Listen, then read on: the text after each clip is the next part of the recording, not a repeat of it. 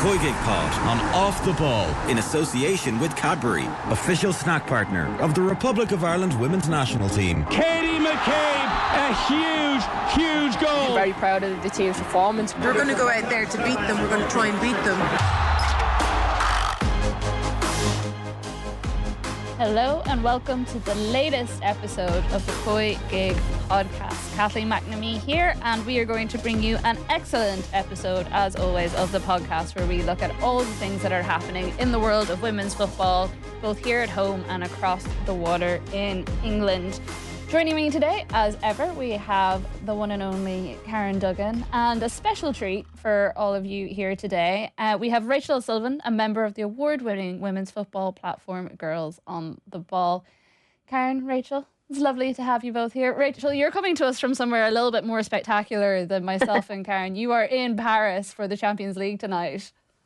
I am, and I feel like I'm in the most Parisian of little coffee shops with the most Parisian of music playing, so it's the perfect setting. Yeah, for anyone who is listening to us on podcast and can't see Rachel at the moment, it is well worth going to our YouTube and just having a little look, because it does look very, very adorable. Karen, you are looking very corporate on the other hand. How are you? I'm good. I'm really enjoying my work break from lunch, joining you two.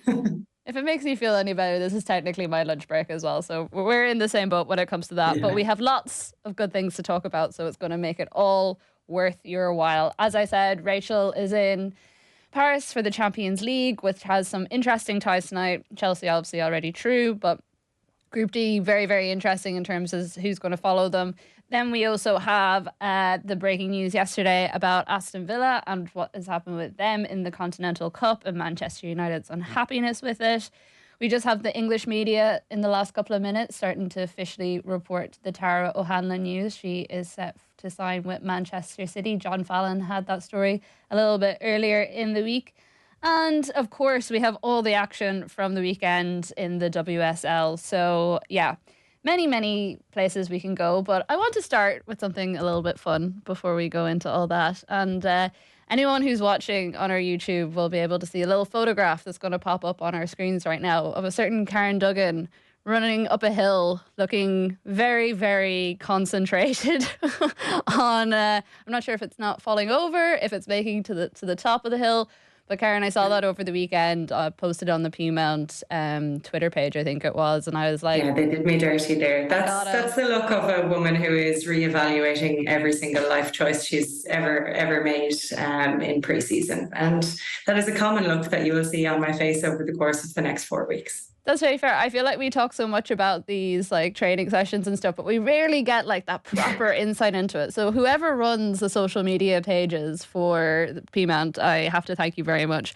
But no, I won't torture you anymore. That was just a little bit of fun for me and everyone else. I've had enough torture for 1 week. Thank you very much. Rachel, how are things in Paris? What are you looking forward to for the game tonight? Well, I know it's a bit of a dead rubber, isn't it? Because Chelsea have already nailed on their spot in the next round and knockout stage in the quarterfinals. But hopefully a bit of rotation, potentially. Obviously a lot of depth in this Chelsea squad. So maybe seeing players getting more minutes that we haven't necessarily seen before. And I'll be honest, I'll definitely be keeping an eye on the various other fixtures going on this evening, because there are a lot of exciting fixtures, arguably more exciting fixtures than this one going on in the Champions League. And also looking forward to seeing Paris in the flesh, Paris FC in the flesh, the Giant Slayers. Well, that's the thing, because like tonight is actually a really big game for them. And as we have seen, they've done it against many teams so far this season. I think they've kind of turned into the team that anyone who's watching the Champions League and maybe doesn't have a loyalty left to any of the teams that are there, everyone's kind of jumping on that a little bit, because it's just been such a fun story. And it's nice when you have, say, the dominance of a Barcelona or a Lyon in these sort of competitions, that you get to see something a little bit different. Yeah, and it's, I think we were also excited earlier on in the group stage, like before the group stages, seeing who they knocked out and who they get in the group stages. And we probably thought a really difficult group for them. And actually, they've not done too badly. I mean, both Hacken and Paris FC have surprised us a little bit. So yeah, they're the stories that are nice to hear. I think some of the groups have maybe fallen slightly unfortunate for some teams that you'd hope would progress. But arguably, you look at, say, groups A and B, And the teams that are coming second is really exciting because they might not necessarily have done that. They might not have expected that going into the Champions League. So there are still those nice stories around, and it's not just about your usual suspects, I suppose. Yeah, just to give people a kind of like a general appreciation for how things are looking. So as you say, Barcelona topping Group A, and then you have Benfica on 8, Frankfurt on 4 points, and Rosengard on 1. In Group B, you have Lyon in second place. You have Brann only 3 points behind, which is very impressive. Slavia Praha on 4, and then St. Polten on 1. Group C, you have Paris. You have Ajax on 7, and then Bayern on 6. So again, not the sort of result that maybe people will be expecting going into the final round of fixtures. And then Roma at the bottom on 5 points. And then Group D, really interesting. Chelsea on 11, Hacken on 8, Paris FC on 7, and Real Madrid only on 1. So they're not having too good a time in the Champions League, which seems to be a bit of a theme for them as of recently. Karen, we've talked a lot about Chelsea the last while, and particularly Lauren James and what she's done and what comes next with Emma Hayes. But I suppose one of the big things for them is going to be managing minutes, and we've seen them bring in Rodriguez on this massive loan on this massive buy-in, which is the biggest transfer fee that's been in the history of the British market. So it doesn't look like Emma Hayes is stopping her Emma Hayes-ness all that much in the last couple of months of her tenure. She's still pushing those boundaries and pushing those barriers. Yeah, but Emma Hayes is too much of a professional to not. And also she has such an affiliation with Chelsea now. That's what has gotten her to be kind of the renowned coach that she is today, and she'll go on to do great things with the US team, no doubt. But the one thing that's kind of left to do is win the Champions League, really, isn't it? So I think everything is absolutely focused towards that. And Sam Kerr was kind of like her right-hand woman for a lot of the successes that has happened over the last few years. And to not have her for the rest of the season, she obviously feels that there's a big gap to fill, and it's her job to fill it. And she's done that in Ramirez. And I'm really excited to see her. You can see it in glimpses even at the weekend. Her hold-up play, the way she can take players on. She's a different type of player, but she does have some of those Sam Kerr elements where she's always alive on the ball. And it'll take time for her to get used to it. And I think that today would be a really good game to kind of bring her in and get her used to the players around her. Like you say, it's a bit of a dead rubber, so it's a perfect opportunity for her to feel her way into the team and get minutes in a Chelsea shirt under her belt. What sort of team do you expect, Rachel, for Emma Hayes tonight? As Karen said, there is a good opportunity to give those players a chance to bed in a bit, or is it go all guns blazing because of the Champions League history that's there, and I suppose keeping the momentum of that strong first team that she has? I do think we'll see rotation. I think with the amount of games they've had in the last kind of week, 10 days, I do expect to see rotation. I don't know if Ramirez is registered with Chelsea in the Champions League. That's the only thing. Whether she'll actually be able to play, that would be the only unfortunate thing if that's the case, because it would be the perfect opportunity. I do expect to see the likes of LJ rested, and maybe some changes at the back. Maybe Eve Perisset starting again. I'd expect maybe Charles to be rested. Whether she starts Kirby in the 9 instead, or maybe Anki Beaver-Jones gets a few more minutes, which would be good to see. But I do expect rotation. I know she wants to win. I know she wants to go all guns blazing, but she has so many, they're fighting a lot of fires on multiple fronts. So I think, rotation is something we'll see.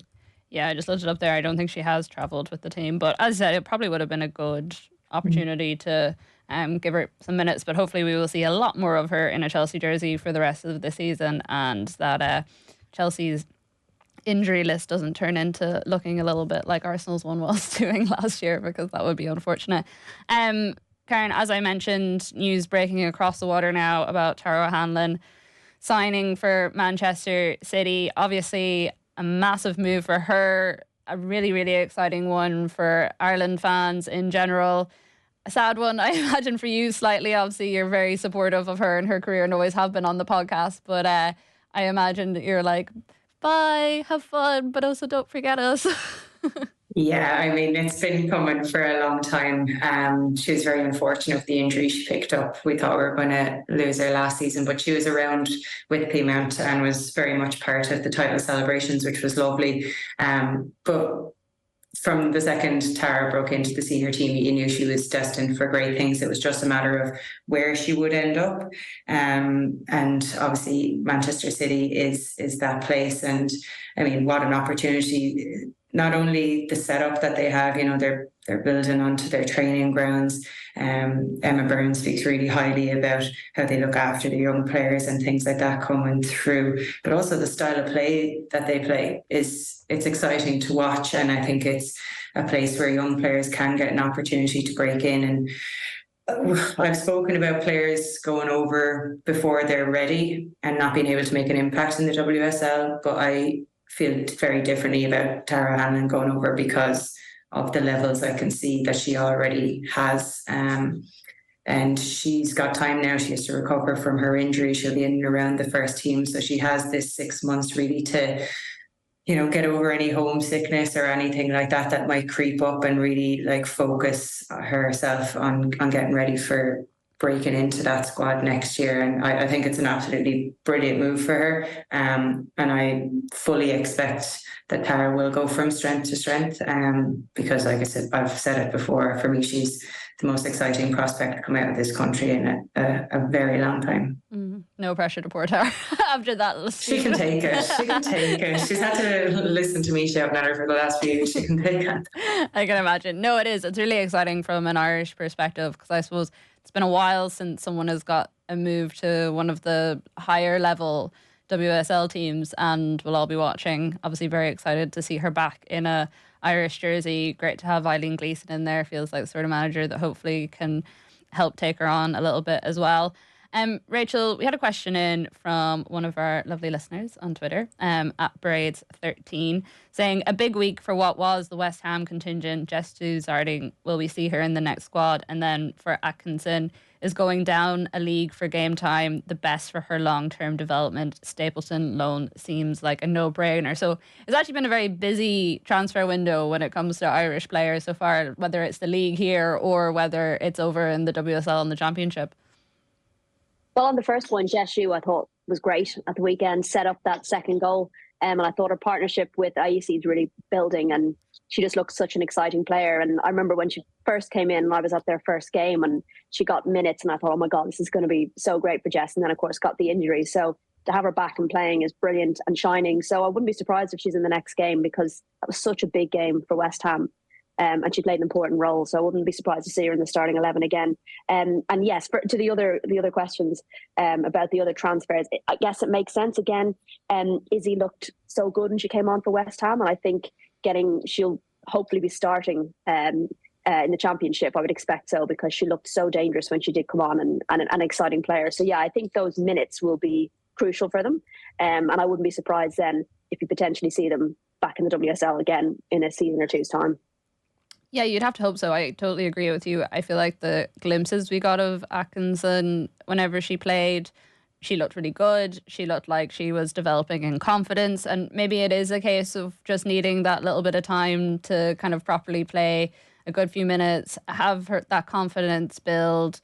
The Championship is so competitive as well. Like, I think that's the thing that people forget because they possibly focus on the WSL, but in terms of competitive games, you're actually probably more likely to get a couple of them down in the Championship than you are in the WSL at times. So she is going to still be tested quite a lot. And if she is getting that regular first team football, hopefully it can only be a good thing. In terms of the Irish team in general, just a quick thing I wanted to shout out to everyone before we move on. But Ireland have their game against Wales coming up on the February the 27th in Tala. That's at 7:30 in the evening. I think it's a Tuesday. But if you haven't seen already, the Ireland Women National Team Supporters Club, who have been doing the rounds on social media and also have been at games leading chants and stuff, they're currently finalising things with the FAI to become the official supporters group for the women's national team. So if you're interested in becoming a member, they've asked that we let you know you can register your interest via the link that is on their Instagram page. That's at Ireland WNTSC. The membership will have loads of benefits. They can't officially reveal them yet, but I've had a little sneak peek, and it's definitely going to be very, very good. And it won't just be a case of finding a group of like-minded people who enjoy following the team. So if you're a listener to the podcast, you're probably going to want to join up. More details on how the group will operate are going to be announced very, very soon. So make sure you follow them for more details. That's Ireland WNT SC on Instagram. The deadline for interest is Friday the 23rd of February at 9 p.m. I don't know officially, but I assume that will reopen at different points. They're just kind of gauging interest at the moment.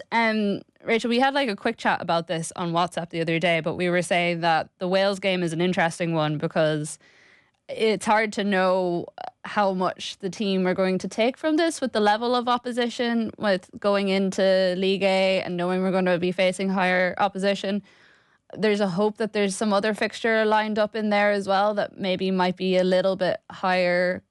I don't want to say quality because that... Yeah, nicely, we want Ireland to be tested. Like, it's going to be tough in Group A. It's completely different to what the Welsh, but like a higher challenge maybe than what the Wales game will give us. Yeah, I mean, I was kind of trying to reserve judgment until we heard about maybe a second fixture. Because putting it nicely, we want Ireland to be tested. Like, it's going to be tough in Group A. It's completely different to what they would have experienced in League B. So, yeah, I think we want them to be properly tested just to not bring them back down to reality in no way, shape or form. But, like, it is going to be, you know, a tough old time in League A. So, we shall see. I hope for a second fixture and hopefully someone that will challenge them and a tougher opposition potentially. But that's not to say that it's not going to be a great game against Wales. They're always exciting, aren't they? Yeah, and there'll be a good atmosphere there as well because you have that kind of neighbourly rivalry, and when you have like these supporter groups as well popping up, it feels like there's only going to be more and more excitement. But we will obviously be bringing podcasts to you guys whenever that international break comes along. But first, we are going to welcome Emma Carroll onto the podcast so we can have a little look at our team of the week. Well, in classic COYGIG fashion, we have to have at least one Emma on the podcast. So today we have Emma Carroll back with us for her team of the week. Emma, how did you find doing this week's team? Great. You sound so happy about it. Yeah, I'm not packing up a house or anything. In goal, Courtney Brosnan. The last thing you have to pack is all your screens just so you can do the team of the week. Of them, we've got Fox, Bjorn and Charles at the back, Hesagawa, Pelova in the middle, and then Paris, James, Hemp, Miedema and Shaw as kind of an attacking five-ish. I'm quite surprised that Pelova hasn't been turned into a Pavlova at some stage by someone on Twitter or Instagram. Karen, thoughts on this team of the week? Yeah, I mean, great to see Courtney back in there. I think we were waiting to see how Emily Fox would adapt to the WSL, and turns out she did it quite easily, in fact. So that was great. I mean, I don't think we're ever going to see a team of the week without Lauren James or Bunny Shaw again with the form that they're in. And yeah, you stuck Nikita Paris on the right there, even though her change in run of form is actually because she's playing through the middle for Man United, because it has been a problem area. We pointed it out that Man United aren't as threatening in front of goal, and she seems to be the option that Mark Skinner is going for. I don't think it's a good long-term option as a United fan, but she's certainly doing the business for them there, so I can't argue with that. A revelation, as Mark Skinner said. A revelation, even though she's been around for about 20 years. Yeah. And I love Hasegawa. I absolutely love her. Hasegawa and Kim Little are just the type of midfielder I want to watch all day, every day, so I can't argue with them either. Obviously, we're going to put Miedema in for the emotion and all that kind of crack. I love when she was talking about the goal and she was like, I think it was Emily Fox that gave me she's like, I actually don't know. And I was like, I love the fact you weren't even looking, you just had a ball appear at your feet. Yeah. Listen, she celebrated, so she was happy. Like, she never celebrates. Yeah, that's rare is wonderful. I thought you might have snuck Niamh Fahey in, just because in her return to play, she showed a lot of leadership. Obviously, they were under a huge amount of pressure. They didn't really attack a huge amount. So for them to keep it as low scoring as they did was actually quite a feat, I would say. And we love a bit of Irish bias, but she would be my only shout out there. But the rest of it, yeah, bang on. Emma, I was going to say, answer for yourself. Why did the Irish bias not come in today when it came to Niamh Fahey?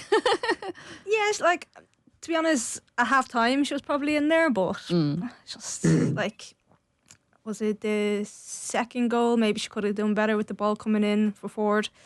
Yeah, I actually have like good to see her back. Jess Sue is also like worth an honourable mention. She should have scored. Had she scored, she would have been in there. She got caught in about 10 lines in that chance. Yeah. It was too much time. But I thought she's brilliant. Yeah.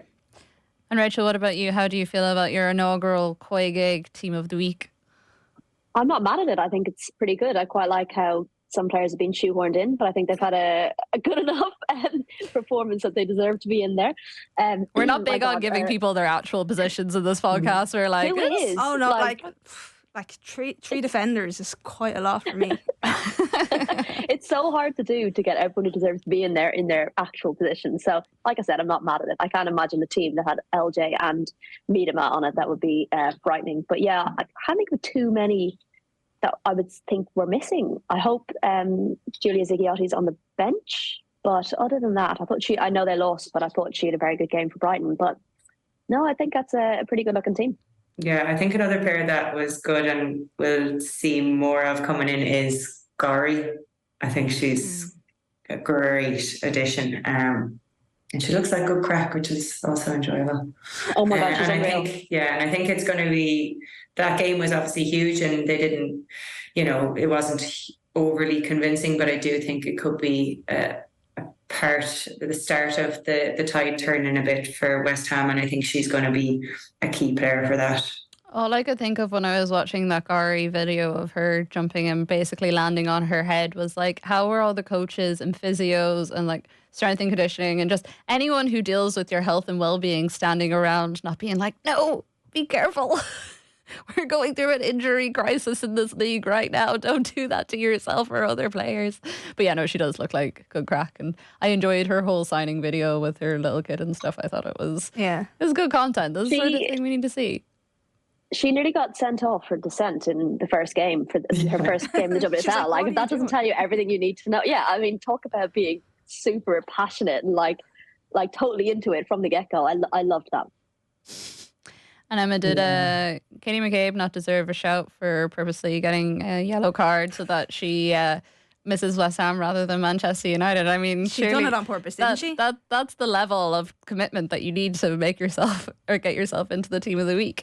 If ever there was a tactical yellow, that was a tactical yellow to not miss the Manchester United game. This smirk on her face going off. I assume the ref had seen her going off and gone, hang on a second, you haven't been booked, get back here. She's done so well because she's been on that for like a good while now, so she was thinking, I'm not going to take this chance against West Ham and miss Manchester United. Well, it cost them dearly the last time it happened. Because the games were rescheduled, yeah. Exactly, yeah. So she took no chances. I won't agree with bigging up this whole getting yellow cards thing. Sometimes I still feel like it. I know the fans love it and they're all like this, that and the other. I just feel like it needs to be cut out of her game. It's too risky and it costs the team. And if we do that in League A and we're without Katie, we could be really up against it from an Irish perspective. So while I do applaud that it was a tactical yellow, I think generally she shouldn't have that many yellows at this stage of the season anyway. Agree. Especially the annoying ones, the ones where you're like, so avoidable. What are you doing? Yeah, it's annoying. I agree. About 3 of the 5 are probably those annoying little ones as well. Yeah, there was definitely one. Was it Denise O'Sullivan in the last game in the World Cup or something? She hadn't even done all that much, but like Katie had very clearly been annoying the ref, and I think the ref just like got to the end of her tether, so she gave a yellow card to like 2 of the Irish players that were like kind of innocuous enough fouls, but just because they were the next ones that happened. So I also think there is a bit of a feed-in effect to it as well. Like referees will see a certain player doing stuff and whether or not they're punished, that's one thing, but also it can feed into how the rest of the team are viewed as well. So I would agree with the general, we won't encourage it too much, but I think because of the levels of smirking that were happening as she was going off the pitch, I was like, I can't not mention this at all. Emma, in terms of we're obviously only just like a few games into the new year now, and we've seen, Lauren James being incredible, Bunny Shaw being incredible. And I know you don't often like putting proper defenders in, but in terms of the other side of things, who has been kind of someone that stood out for you from a defensive side? Because we do spend a lot of time talking about our attackers. I'll just throw a bit more bias in there. I've really enjoyed watching Gemma Bonner this season. I think she has been class for Liverpool, really solid at the back. I understand that Fahy was back and you do want her in your team, but it was kind of an unusual lineup at the weekend from Matt Beard not playing Koivisto and Clark, which was...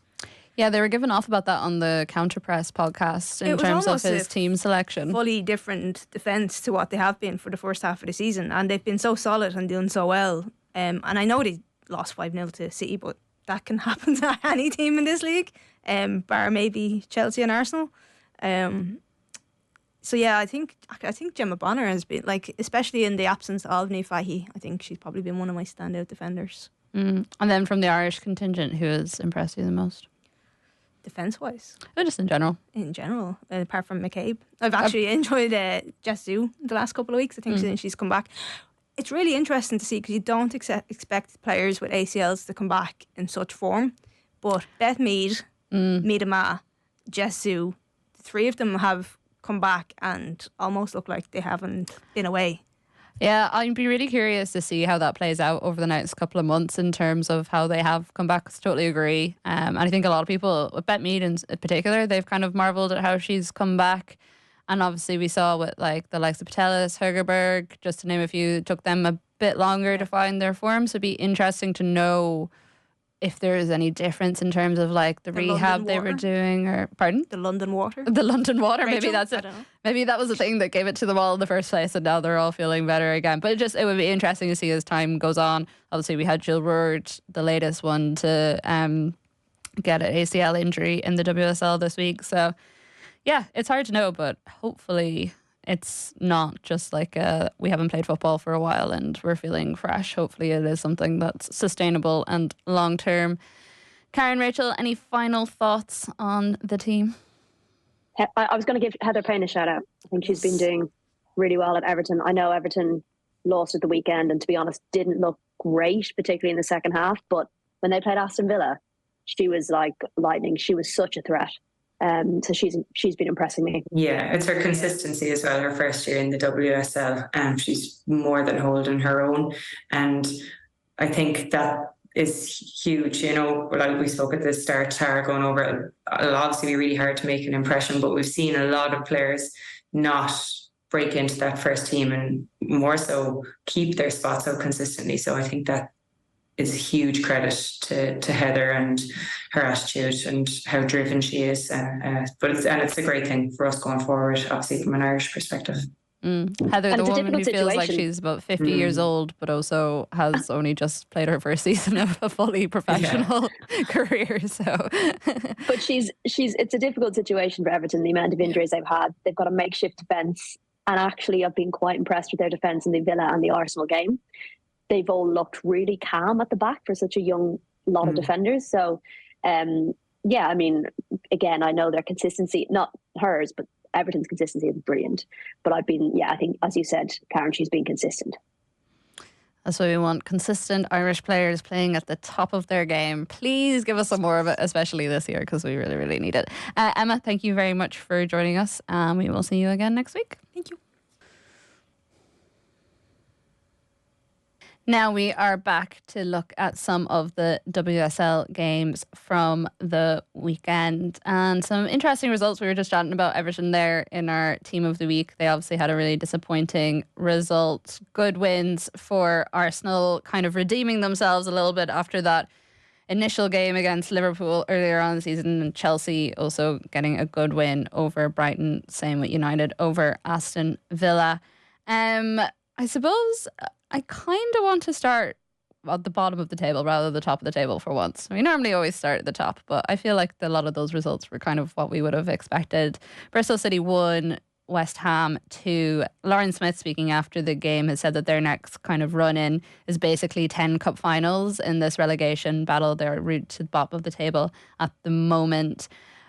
Bristol are a really interesting case study, I think. We had Jessie Parker Humphreys on off the ball breakfast during last week, and they were pointing out, the attendances have been really good for Bristol. They've bought really interestingly, but we obviously have a great Irish representation there, which we love to see. But they've just really struggled to push on this year. But you do kind of feel like if it wasn't a case where the likelihood of the team coming up is going to go back down again, you feel like if they had another season, they could actually do something really exciting in the league and challenge a bit more. I don't know if that's me just trying to feed into the fairy tale that has been Bristol, Rachel. No, I totally agree. I think they don't look out of place. I think they've had one heavy defeat. 5-0, probably Manchester City, wasn't it? Like, that's where most of the heavy defeats seem to come this season. But, otherwise they've looked decent enough in games. They've scored goals. They're capable of scoring goals. I think that's key. I think sometimes we can easily just say, they sit back and defend, but actually they play some brave football at times. And we saw that against West Ham. It was really transitional, particularly in the second half. And I think, we see some good tactical news from Lauren Smith. She rolled the dice at half-time, brought on Morgan, and who had a literal immediate impact, setting up the equaliser with almost her first touch. So it's there. It's just that this league is unforgiving and you don't have loads of time to find your feet. But I agree with you. I feel like if they were guaranteed another season in the WSL next year, they would, I think, be much further along. I think they're a really good project. Yeah, because I think their attendances are averaging something like 10,000-ish or in and around there, which is like really impressive for a team that's just come up. And again, maybe speaks to the strength of the championship and what is being built down there.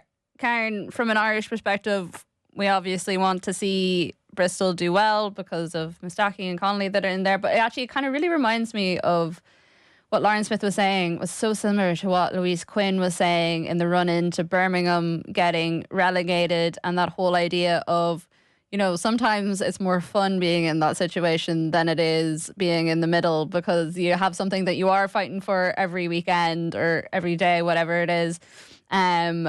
Is this are these the sort of run-in for those sort of players that we can look at it and go, well, it's going to keep them sharp, because literally every game does really, really... And I know the WSL season is so short, you could say that about any time, but there is something about when the clock is running down, the pressure heaps on you a bit more.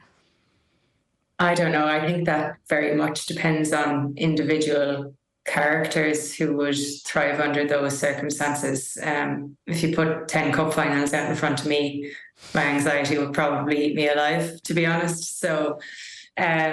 it's a big challenge for their manager to manage those players individually, to see that as an opportunity as opposed to something that can really get in on them. I think they won't be overwhelmed by it because everyone expects them to get relegated anyway, so it's easier to kind of motivate them from that perspective. I think the pressure is more so on your West Hams, who were not expected to be in this position and shouldn't be in this position, especially now given the squad that they have. And like I said, I don't think they will be there come the end of the year. I think they will pick up points. But Bristol, for all of the good stuff they do, so many of their goals come from a poor clearance or someone not being picked up at the back post. And it's like the real basic stuff that you need to get right if you are a team that's going to be fighting for their lives. Like that's your bread and butter stuff. And yeah, they're exciting on the counter and they can play a bit of football, but too often they're the masters of their own downfall, I feel, because you're looking at the stats and you're saying, right, well, the possession isn't that much different. The chances aren't that much different, but the type of chance that they're giving up is really, really poor. And it just they're always giving teams an opportunity. Yeah, no, I agree with that as well. I think that's why I said, like, at the start about how I feel like if they had an extra season, it would maybe give them the time to adjust to the pace of the WSL, because it was always going to be a little bit different. And then also build, because I don't know, I feel like if the owners are seeing, those sort of attendances, that's something we can build on. If we put a little bit into this team, we're going to get a lot out in the next season, or hopefully the next season or two. So we shall see what happens. It seems likely-ish at the moment that they're going to go down. They're 3 points away from West Ham, who are on 8 points. So it really was an important game at the weekend for them, but alas, didn't go their way. Chat a little bit with Miedema being in the team of the week. She ended a 413-day wait for a goal.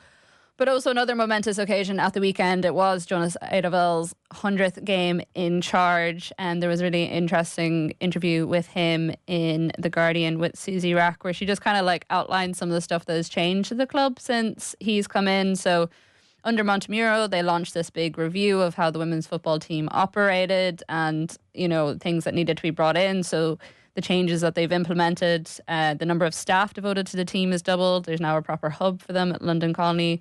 There's a canteen with a full-time chef and nutritionist. Small technical team is now a bigger group of specialist coaches who can approach each player in a more personalised fashion. But I thought one of the really telling things from the interview was this quote from him.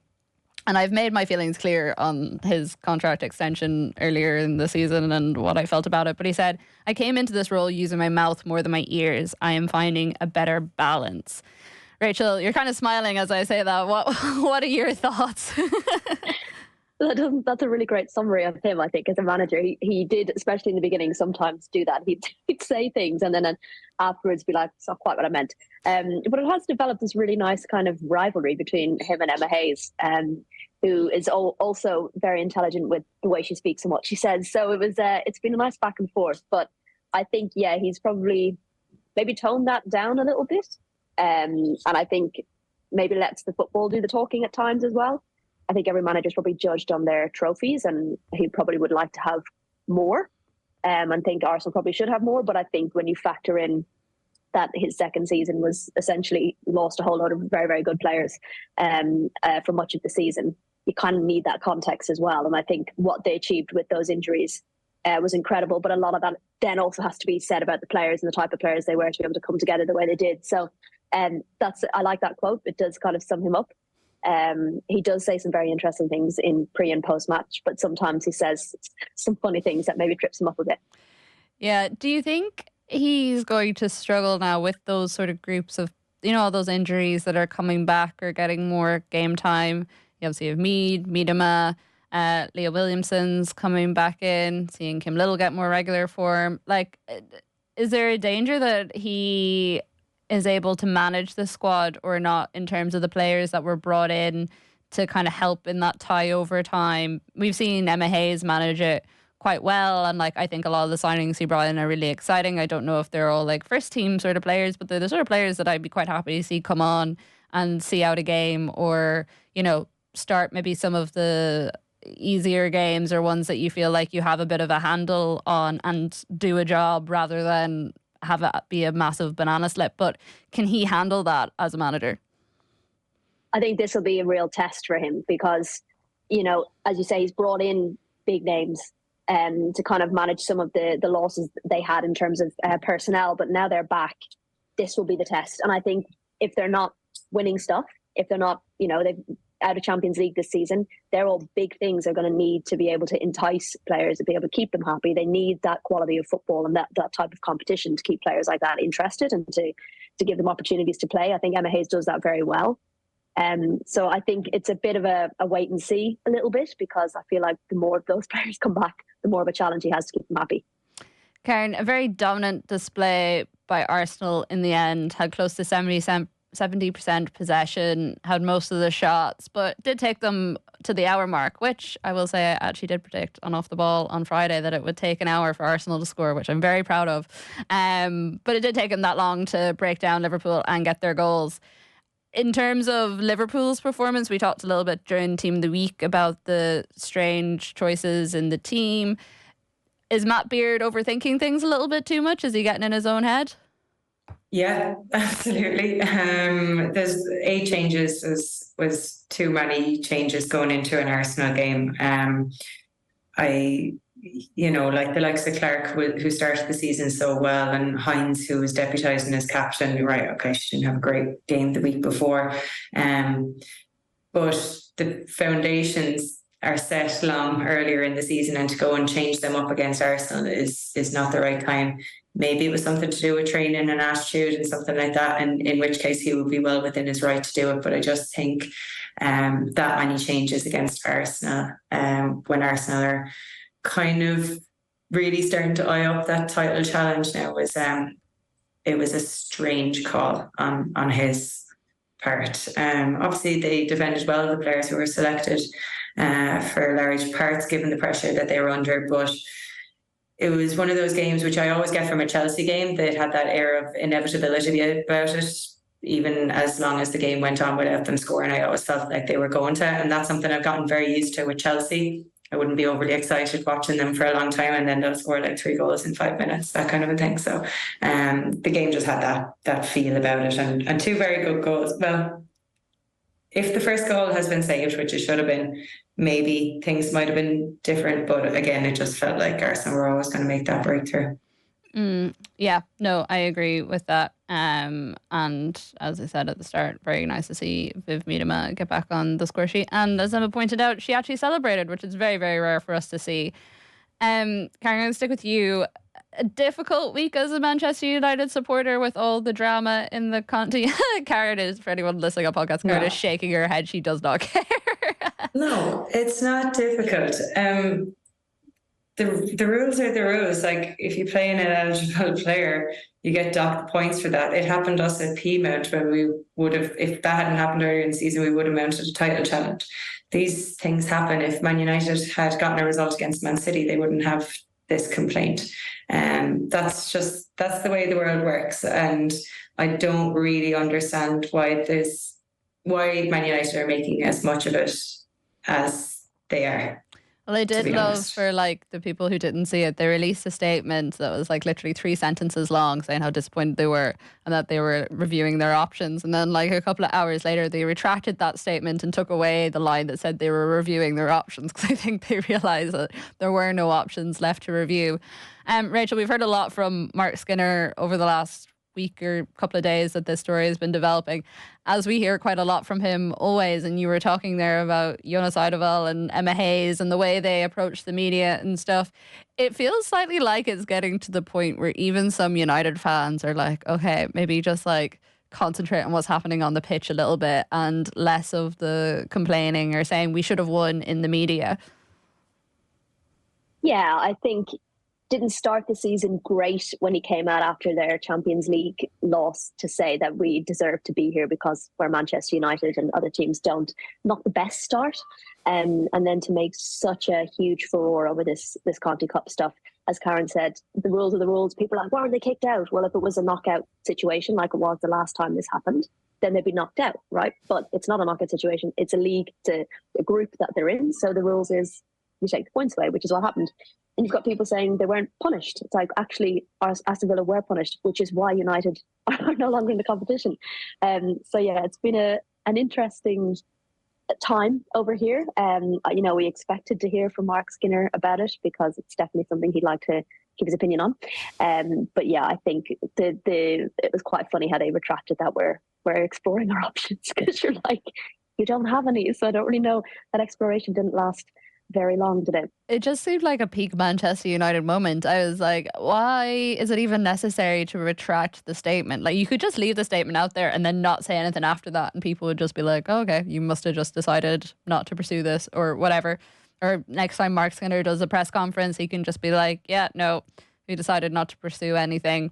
Doesn't actually have to say we'll hear about it again. We'll hear about it again in the pre-match press, I'm sure.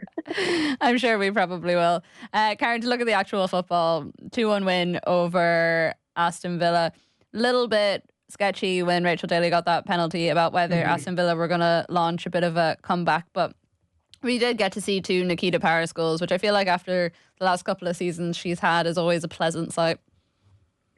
Yeah, it was a good win. I know obviously Villa are not the team that they were last year, but the games between United and themselves have been really, really interesting ones. This was probably one of the less exciting ones that we've come across, with United going 2 up.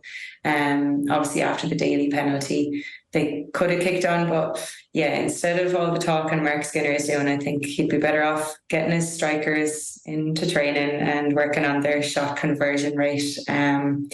Because they're not playing amazing football, but they're creating some chances. But the efforts at the end are, the wrong decision, or they're a little bit half-hearted, and you don't get the same buzz watching them this year that you did last year. But they still have very good players. It seems a bit predictable at the moment, you know. I was just one time during the game, like Letitia could have played the ball straight into Toon. It just would have taken a little bit of a switch, but instead it's always the safe ball. And I think that Man United are playing too safely to get the best out of their attacking players. I think it's too slow in the build-up, because Man United are good when they're going at you at pace, and I just think it's too safe for a fan. Obviously, it probably is helping their defensive stats and their pass rate and things like that, but that's not what we want to see from Man United, I don't think. It's also not really helping them in the league in general when it comes to their positioning and what they want to be doing and kicking on to. I mean, you can't say at the start of the season we deserve to be in the Champions League because we're Manchester United, and then not make Champions League places at the end of the season, because then it's... We don't. The teams ahead of us, Man City, play unbelievable football. Arsenal, they play some of the best football as well, and Chelsea are ruthless, and you know they are better than Man United at the moment. So I don't think there can be any complaints on that front. Yeah. Well, I think there is at the moment, but as in there can't be any complaints at the moment. But I think that you would have expected Manchester United, with the growth that they've made pretty much year on year since joining the league. Yeah, but I would have expected something to happen in this transfer window maybe as well. An exciting signing. I still think that there's a cog missing, potentially a number 8, a box-to-box kind of player who could, you know, really just get the team going, you know, someone like that. I think that would have been good to see, and it would have made a statement for future intent. But at the moment, it feels like we're going to continue to sit behind those top 3. Yeah. Well, we did think that we weren't going to see any more Chelsea signings, and then they go and break a transfer record and sign Ramiro. So maybe you will get lucky. We shall see. Just a quick run around the rest of the fixtures as a reminder. So Chelsea 3-0 Brighton. We don't have time to chat about it now, but I literally have in my notes here, should all defenders just give up with Lauren James not even fully developed yet? So that was my thoughts as watching the game. Yes, is the answer. But I'm sure she will give us plenty more time and opportunity to discuss that. She got her 50th senior goal at the age of 22. So that is just absolutely flipping ridiculous. And then obviously Everton, really, really disappointing result for them against Leicester, 1-0 loss, and City winning 2-0 against Tottenham. A little bit of a tribute to Jill Ward there as well. Lauren Hemp held up her jersey after her opening goal. So it's nice to see that sort of togetherness as a team. But for now, that is all we have time for. Karen, thank you very much for spending your lunch break with us. Much appreciated. Rachel, thank you very much for spending time you could be wandering around the beautiful city of Paris with us. It is very much appreciated. And if people want to find you, where should they go? We are at Girls in the Bowl on all of the platforms, even Threads. Not that we really use that, but it's still there, and we're there. Well, you should definitely follow everything that Rachel does, because herself and Sophie do a brilliant job of covering literally every single football game, it feels sometimes. And they also post cool pictures of travelling all around the world to watch said football, so it's really worth it. If you want to get in touch with us, you can do so at the COYGIG Pod. The COYGIG Pod is sponsored by Cadbury, official snack partner to the Republic of Ireland women's national team. We will be back next week with all the action, all the drama. We will also have the end of the transfer window at that stage, so we will be able to see if Manchester United have actually been able to uphold any faith for Karen or not. But until then, thank you very, very much for listening, and we will chat to you all very, very soon. The COYGIG Pod on Off the Ball, in association with Cadbury, official snack partner of the Republic of Ireland women's national team.